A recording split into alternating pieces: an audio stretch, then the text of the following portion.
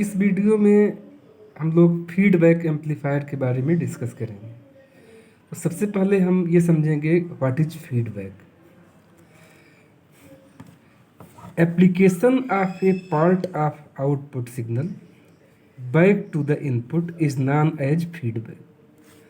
अगर हम किसी डिवाइस के आउटपुट के एक पार्ट को दोबारा इनपुट पर अप्लाई करें तो इसको हम कहते हैं एप्लीकेशन ऑफ फीडबैक सिग्नल। ये दो तरह का होता है, पॉजिटिव फीडबैक और negative feedback. Positive feedback when input signal and feedback signal are in same phase, then this feedback is called positive feedback. अगर इनपुट सिग्नल और डिवाइस के आउटपुट का एक पार्ट जो हम दोबारा इनपुट पर अप्लाई कर रहे हैं दोनों सेम फेज में है तो इसको हम कहेंगे पॉजिटिव फीडबैक। जैसे कि ये फिगर आप देख रहे हैं, ये है structure of positive feedback. Amplifier a general amplifier है, वोल्टेज एम्पलीफायर, करंट एम्पलीफायर, कुछ भी हो सकता है। एम्पलीफायर का आउटपुट वीओ है। इस आउटपुट के हम एक पार्ट को एक फीडबैक नेटवर्क के थ्रू दोबारा हम एम्पलीफायर के इनपुट पर अप्लाई कर रहे हैं। ये एक समर है जो डिफरेंट सिग्नल्स को ऐड करता है या सब्ट्रैक्ट करता है depending on the sign.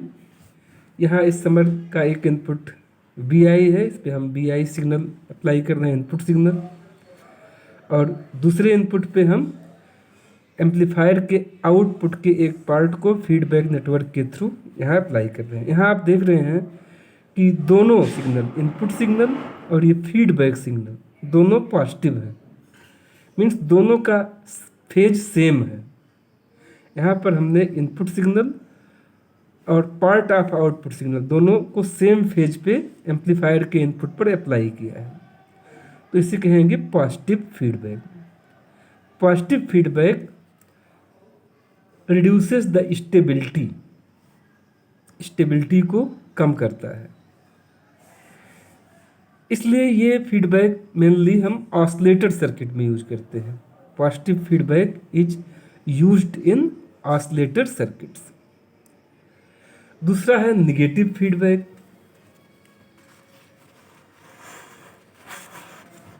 When feedback signal is out of phase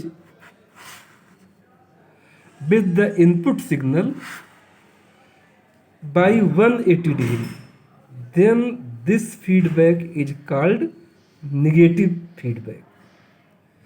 अगर एम्पलीफायर या किसी डिवाइस के आउटपुट का पार्ट दोबारा इनपुट पर अप्लाई करें और इस तरह से अप्लाई करें कि जो फीडबैक सिग्नल है, जो आउटपुट का पार्ट है, वो और इनपुट सिग्नल दोनों 180 डिग्री आउट ऑफ फेज हों, तो इसको कहते हैं निगेटिव फीडबैक। ये निगेटिव फीडबैक का स्ट्रक्चर है। ये एक एम्पलीफायर है, बेसिक एम्पलीफायर। इसके आउटपुट के एक पार्ट को फीडबैक नेटवर्क के थ्रू हम माइनस साइन के साथ एम्पलीफायर के इनपुट पर अप्लाई कर रहे हैं। ये समर है, यहाँ input as a plus sign के साथ अप्लाई हो रहा है, और फीडबैक सिग्नल जो कि इस एम्पलीफायर के आउटपुट का एक पार्ट है, माइनस साइन के साथ यहाँ हम एम्पलीफायर के इनपुट पर अप्लाई कर रहे हैं। तो यहाँ पे feedback signal means a part of output signal is given back to the amplifier input, और इस केस में जो फीडबैक सिग्नल है ये इनपुट सिग्नल से 180 डिग्री आउट ऑफ फेज है। इनपुट सिग्नल पॉजिटिव है तो ये नेगेटिव है। तो इस तरह के फीडबैक को हम नेगेटिव फीडबैक कहते हैं। When we apply a part of the output signal back to the input signal in such way that input signal and feedback signal are 180 degree out of phase. So this type of feedback is known as negative feedback. Negative feedback increase stability. Negative feedback stability को बढ़ाता है. Increase bandwidth, amplifier के bandwidth को increase करता है. Reduces gain, ये drawback है. Negative feedback gain को कम करता है. Reduces noise and reduces non linear distortion. Non linear distortion को भी ये कम करता है. मीन्स एम्पलीफायर के लीनियर रेंज को बढ़ाता है. Negative feedback is used in amplifiers. चूंकि नेगेटिव फीडबैक स्टेबिलिटी बढ़ाता है, नॉन लीनियर डिस्टोर्शन कम करता है, नॉइज कम करता है, तो ये एम्पलीफायर के लिए बहुत सुटेबल है.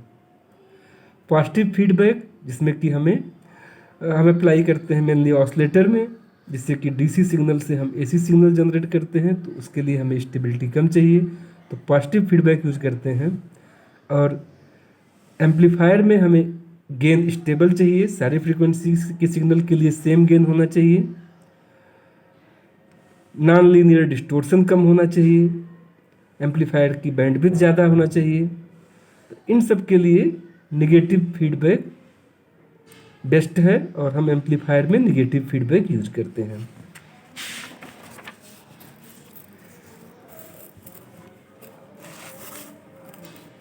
Advantage of negative feedback. यहाँ हमने नेगेटिव फीडबैक के कुछ एडवांटेज लिखे हैं. Negative feedback reduces the distortion. Negative feedback provides stability to gain. It increase bandwidth, increase input impedance, decrease output impedance, increase linearity of operation. तो ये सब advantage हैं. नेगेटिव फीडबैक में गेन कम हो जाता है. अब हम लोग ये डिस्कस करेंगे कि नेगेटिव फीडबैक का गेन पे, स्टेबिलिटी पे क्या इफेक्ट आता है. ये under the heading of properties of negative feedback. तो फर्स्ट हम ये देखना चाह रहे हैं कि इस नेगेटिव फीडबैक को यूज करने से ट्रांसफर गेन पर क्या इफेक्ट पड़ता है, मतलब गेन ऑफ फीडबैक एम्पलीफायर पर क्या इफेक्ट आता है. कि मैंने एक ब्लॉक डायग्राम बनाया है जिसमें नेगेटिव फीडबैक अप्लाई हुआ है. ये ब्लॉक बेसिक एम्पलीफायर है जिसका गेन ए है. ये वोल्टेज एम्पलीफायर हो सकता है, करंट एम्पलीफायर हो सकता है. इस एम्पलीफायर का इनपुट सिग्नल एक्स आई है, गेन ए है, तो output X O equals a into x आई. इस आउटपुट सिग्नल के एक पार्ट को हम दोबारा एम्पलीफायर के इनपुट पे अप्लाई करना चाहते हैं. यहाँ हमने एक समर यूज किया है जो या इसके इनपुट्स पर आने वाले सिग्नल को उनके साइन के अकॉर्डिंग, फेज के अकॉर्डिंग ऐड या सब्ट्रैक्ट करेगा. तो ये जो आउटपुट सिग्नल है इस बेसिक एम्पलीफायर का एक्सओ, इसके एक फैक्टर को, ये फीडबैक नेटवर्क का गेन बीटा है, तो ये बीटा मल्टीप्लाइड हो जाएगा जो इसके इनपुट पे हमने सिग्नल अप्लाई किया है एक्सओ, जो कि आउटपुट सिग्नल है. बीटा जनरली 1 से कम होगा जिससे कि हम ए पार्ट ऑफ आउटपुट सिग्नल ले सकें. एक्स एफ फीडबैक सिग्नल है जो कि इक्वल है beta into XO. A amplifier का गेन है, gain of the amplifier without feedback. Beta ये फीडबैक फैक्टर है, फीडबैक नेटवर्क का गेन है. तो इस फीडबैक नेटवर्क के लिए इनपुट सिग्नल एक्सओ है और output signal beta into XO है. ये फीडबैक सिग्नल है. सोर्स जो कि ट्रांसड्यूसर हो सकता है, माइक्रोफोन हो सकता है. सोर्स इनपुट सिग्नल को जनरेट करेगा, सोर्स सिग्नल को जनरेट करेगा. सोर्स जिस सिग्नल को जनरेट कर रहा है, ये वोल्टेज सिग्नल हो सकता है या करंट सिग्नल हो सकता है। इसको हमने एक्स एस से डिनोट किया है, एक्स एस सोर्स वोल्टेज और सोर्स करंट। यहाँ देखिए जो फीडबैक सिग्नल है एक्स एफ, ये माइनस साइन के साथ समर पे अप्लाई हो रहा है, और सोर्स सिग्नल जो कि सोर्स वोल्टेज या सोर्स करंट हो सकता है, एक्स एस, ये पॉजिटिव साइन के साथ अप्लाई हो रहा है। तो यहाँ पे हम निगेटिव फीडबैक अप्लाई कर रहे हैं, क्योंकि जो इनपुट सिग्नल है, signal generated by the source और फीडबैक सिग्नल, दोनों में 180 डिग्री का फेज डिफरेंस है। एक सिग्नल पॉजिटिव है, ये निगेटिव है। तो हम ये देखेंगे कि अगर हम निगेटिव फीडबैक अप्लाई कर रहे हैं तो गेन पे क्या इफेक्ट आएगा। X D is the different signal, ये होगा X S minus X F. A है gain of the amplifier without feedback, gain without feedback, A equals X O upon X I. X O इस basic amplifier का output है और x आई इसका input है। फिर गेन विथ फीडबैक, अब हम इसमें अगर फीडबैक नेटवर्क लगाएं, यहाँ आउटपुट के एक पार्ट को हम यहाँ समर के थ्रू यहाँ फीडबैक दें इस बेसिक एम्पलीफायर को, तो क्या गेन होगा, A F gain with feedback, तो ये होगा X O output voltage divide by ये सोर्स वोल्टेज और source current X S, X O upon X S. X O है आउटपुट वोल्टेज और आउटपुट करंट, ये गेन विदाउट फीडबैक है, A equals X O upon X I, gain without feedback, और A F gain with feedback है, ये output voltage divide by X S, X S ये source voltage या source current है। ये हम नोटेशन एक बार दोबारा बता देते हैं, एक्स ओ आउटपुट वोल्टेज और आउटपुट करंट,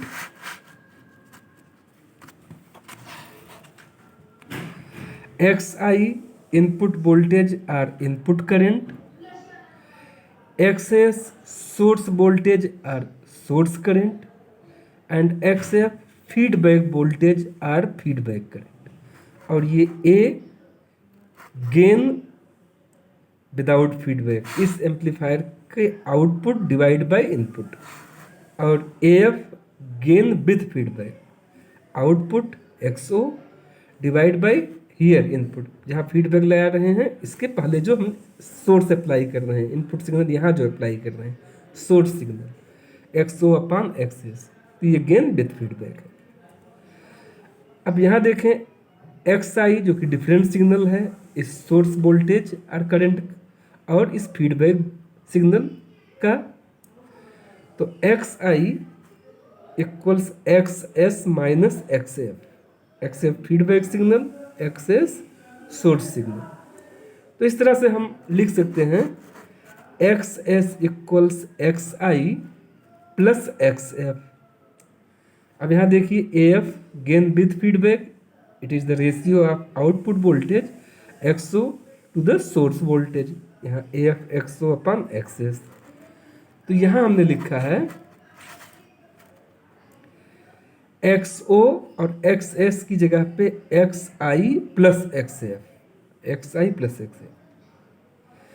अब हम न्यूमरेटर और डिनोमिनेटर दोनों को एक्स आई से डिवाइड करते हैं, तो ये एक्स ओ अपान एक्स आई, इसको डिवाइड करेंगे तो ये 1 हो जाएगा, ये 1 प्लस एक्स एफ अपान एक्स आई, और ये एक्स ओ अपान एक्स आई आप यहाँ देख रहे हैं ये गेन विदाउट फीडबैक है, ए अपान, यहाँ पे हम एक्स ओ मल्टीप्लाई करेंगे और एक्स ओ डिवाइड करेंगे, तो ये 1 प्लस यहाँ एक्स एफ लिखा और एक्स ओ से डिवाइड कर दिया, और फिर एक्स ओ मल्टीप्लाई कर दिया और फिर एक्स आई, मतलब एक्स एफ अपान एक्स आई को हमने लिखा है एक्स एफ अपान x O into x O upon X आई। अब आप देखिए एक्स एफ अपान एक्स ओ, यहाँ देखिए ये फीडबैक नेटवर्क बीटा, इसका ये फिगर देखिए, फीडबैक नेटवर्क बीटा है, इसका इनपुट सिग्नल XO है और आउटपुट बीटा XO है। Means feedback signal XF equals beta into XO, तो बीटा होगा XF अपान XO। यहाँ पे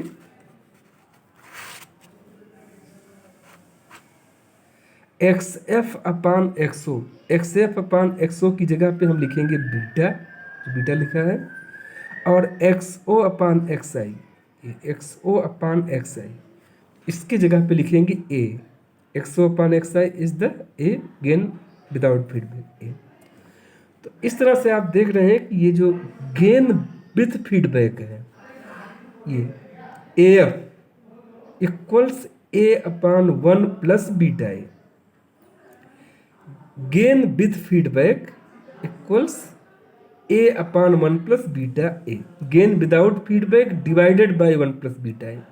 मीन्स अगर हम फीडबैक लगाते हैं तो गेन विदाउट फीडबैक के गेन से 1 upon 1 plus beta A factor से कम हो जाता है। Gain with feedback AF equals gain without feedback divided by 1 plus beta A। तो इस तरह से हम देख रहे हैं कि नेगेटिव फीडबैक गेन को रिड्यूस करता है, कम करता है। यहाँ बीटा को हम फीडबैक फैक्टर कहते हैं और 1 plus beta A amount of feedback कहा जाता है। Hence negative feedback reduces the gain by a factor 1 plus beta ए। इस तरह से हमने देखा कि अगर हम एम्पलीफायर में नेगेटिव फीडबैक यूज कर रहे हैं तो एम्पलीफायर का गेन विदाउट फीडबैक के कंपैरिजन में ये 1 अपान 1 प्लस बीटा ए फैक्टर से कम हो जाएगा। Gain without feedback is divided by 1 plus beta ए। अब हम ये देखेंगे कि नेगेटिव फीडबैक का एम्पलीफायर के गेन की स्टेबिलिटी पर क्या फर्क पड़ता है। एम्पलीफायर की सेंसिटिविटी अगर against variations of circuit parameters ज़्यादा है, सेंसिटिविटी एम्पलीफायर की सर्किट पैरामीटर के वेरिएशन के प्रति अगर ज़्यादा है तो ज़रा सा टेम्परेचर चेंज हो या सर्किट का रेजिस्टेंस चेंज हो या जो ट्रांजिस्टर यूज हुए हैं एम्पलीफायर में उनके parameter alpha beta gamma change हो जाए तो गेन चेंज हो जाएगा, डिस्टर्ब हो जाएगा। तो अगर हम किसी तरह से एम्पलीफायर की sensitivity against these variations in circuit parameters कम कर दें, मीन्स डिसेंसिटिविटी को बढ़ा दें, तो एम्पलीफायर हमारा स्टेबल होगा, उसका गेन स्टेबल होगा। द गेन हम लोग अब नेगेटिव फीडबैक का डिसेंसिटिविटी पर क्या इफेक्ट आएगा इसको देखेंगे। The gain of feedback amplifier हम लोगों ने अभी प्रूव किया था कि AF equals A upon 1 plus beta है। बीटा फीडबैक फैक्टर है, कांस्टेंट है। इसको हम डिफ्रेंशिएट करते हैं AF को DAF upon DA। AF amplifier gain with feedback और A amplifier gain without feedback. तो DAF अपान DA, ये D अपान DA और A अपान 1 प्लस बीटा है। इसको डिफ्रेंशिएशन करेंगे तो हमें ये मिलेगा 1 upon 1 plus beta A square. Here denominator 1 plus beta A, फिर differentiation of numerator means DA upon DA 1 आएगा, minus numerator A into differentiation of denominator 1 plus beta A, 1 का 0 होगा, बीटा कांस्टेंट है तो beta into DA upon DA beta आएगा upon denominator square है तो square. तो इस तरह से DAF अपान DA मिलेगा 1 upon 1 plus beta A whole square. तो इससे हम DAF लिख सकते हैं क्रॉस मल्टीप्लीकेशन करके DA upon 1 plus beta A whole square.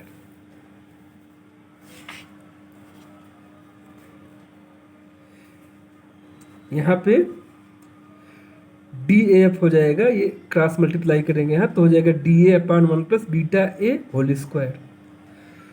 So DAF upon AF, DAF की वैल्यू हम यहाँ से ले रहे हैं, DA upon 1 plus beta A square यहाँ, और AF की वैल्यू यहाँ से A upon 1 plus beta A. यहाँ पुट करेंगे तो हमें मिलेगा 1 upon 1 plus beta A into DA upon A. तो इस तरह से DAF upon AF equals 1 upon 1 plus beta A into DA upon A. यहाँ पे DAF अपान AF, DAF क्या है? Change in gain with feedback, और AF ओरिजिनल गेन है। ये चेंज कैसे क्यों हो रहा है? Due to the variation in circuit parameters. तो सर्किट पैरामीटर के चेंज होने से जो गेन विथ फीडबैक में डिफरेंस है DAF, उसको हम डिवाइड कर रहे हैं original gain with feedback AF से, तो इसको हम कह सकते हैं कि DAF upon AF is fractional change in amplification with feedback. इसी तरह से ये DA अपान ए है fractional change in amplification without feedback.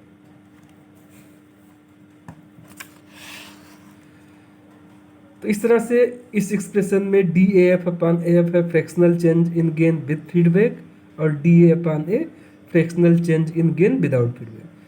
तो sensitivity of the amplifier equals DAF upon AF divided by DA upon A। Value put करेंगे DAF upon AF ये है 1 plus beta A into DA upon A. यहाँ हमने value put किया, DA upon DA cancel हो जाएगा तो हमें मिलेगा 1 upon 1 plus beta A. Sensitivity of the amplifier equals 1 upon 1 plus beta ए। और डिसेंसिटिविटी क्या है? Reciprocal of sensitivity. इसको रिवर्स कर देंगे तो हमें 1 प्लस बीटा ए आ जाएगा। इसका मतलब है कि डिसेंसिटिविटी इंक्रीज हो रहा है by the factor 1 plus beta A. Hence desensitivity of the amplifier due to variations in some circuit parameters increase in feedback amplifier। और ये percentage change in AF is smaller than percentage change in A by the amount of the feedback। ये percentage change in gain with feedback है और ये percentage change in gain without feedback है, और ये इसका रेशियो आ रहा है 1 अपान 1 प्लस बीटा ए। तो डिसेंसिटिविटी 1 प्लस बीटा ए फैक्टर से बढ़ जा रही है, इसका मतलब है कि सेंसिटिविटी ऑफ द एम्पलीफायर घट रहा है, और जब सेंसिटिविटी घटेगा against the variation in circuit parameters तो हमारा एम्पलीफायर स्टेबल होगा, उसका गेन स्टेबल होगा। इस तरह से नेगेटिव फीडबैक एम्पलीफायर के गेन को स्टेबल करता है। अब हम ये देखेंगे कि निगेटिव फीडबैक का एम्पलीफायर के बैंडविड्थ पर क्या प्रभाव पड़ता है। एक्चुअली निगेटिव फीडबैक एम्पलीफायर के बैंडविड्थ को बढ़ा देता है। Bandwidth extension, the gain of the amplifier का gain is given by A of S। S is the frequency, complex frequency. A of S equals AM upon 1 plus S upon omega H। AM mid band gain है और omega H upper 3 dB frequency. Upper 3 dB frequency means higher cut off frequency हम ले सकते हैं। तो ये A of S है AM upon 1 plus S upon omega H। ये एम्पलीफायर का गेन है विदाउट फीडबैक। और closed loop gain, closed loop gain मतलब गेन विथ फीडबैक। तो आप जानते हैं कि AF equals A upon 1 plus beta A. Gain को हम फ्रीक्वेंसी से रिलेट कर रहे हैं, फ्रीक्वेंसी के रिस्पेक्ट में कि किस तरह से वेरिएशन है। तो हमने लिखा है AF as a function of S, gain with feedback as a function of frequency equals a of s upon 1 plus beta a of s. a of s gain without feedback और a of s gain with feedback. तो हम अब इस expression में a f of s equals a of s upon 1 plus beta a of s, यहाँ a of s की value हम यहाँ से पुट करते हैं इक्वेशन 1 से, ये वैल्यू हम यहाँ पुट कर रहे हैं. तो a of s की जगह पे am upon 1 plus s upon omega h upon 1 plus ये 1 प्लस बीटा, और यहाँ पे as की जगह पे फिर हम यही पुट करेंगे बीटा और am upon 1 plus s upon omega h. फिर इसको सिंप्लीफाई करेंगे, ये मल्टीप्लाई होगा यहाँ फिर जुड़ जाएगा, तो सिंप्लीफाई करने पे हमें ये मिलेगा, ये a of s equals am upon 1 plus beta am plus s upon omega h. am is the mid band gain.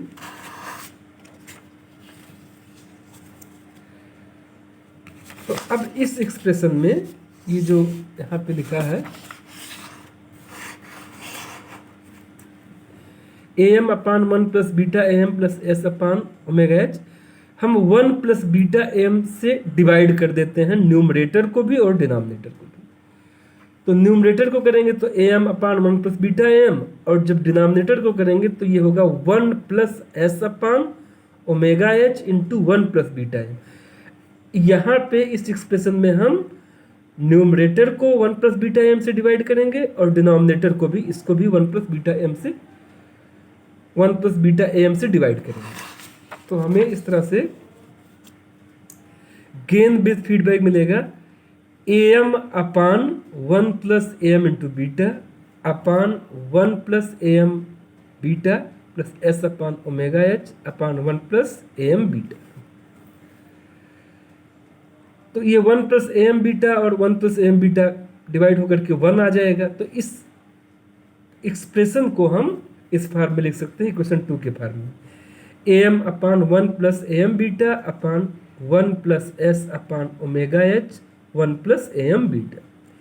तो इक्वेशन 2 से हम देख रहे हैं कि गेन विथ फीडबैक में ये जो मिड बैंड गेन am था ये डिक्रीज हो रहा है 1 प्लस am बीटा फैक्टर से. Mid band gain of feedback amplifier equals am upon 1 plus ये am बीटा. गेन डिक्रीज हो रहा है, लेकिन जो 3 dB फ्रीक्वेंसी थी, 3 dB frequency upper cut off का, ये जो हमने यहाँ से लिया था, ये ओमेगा एच, ये जो 3 dB फ्रीक्वेंसी थी, ये इस केस में यहाँ इक्वेशन नंबर 2 देखिए, omega H 1 plus am beta हो जा रहा है. ये अपर 3 dB फ्रीक्वेंसी बढ़कर omega H 1 plus am beta हो रहा है. Means upper 3 dB frequency of the feedback amplifier will be omega H F equals omega H 1 plus am beta. Omega H है upper 3 dB frequency without feedback, और omega H F है upper 3 dB frequency with feedback. तो ये देखिए जब feedback लगा रहे हैं तो अपर 3 dB फ्रीक्वेंसी विदाउट फीडबैक वाले अपर 3 dB फ्रीक्वेंसी से 1 प्लस बीटा am टाइम्स ज़्यादा है.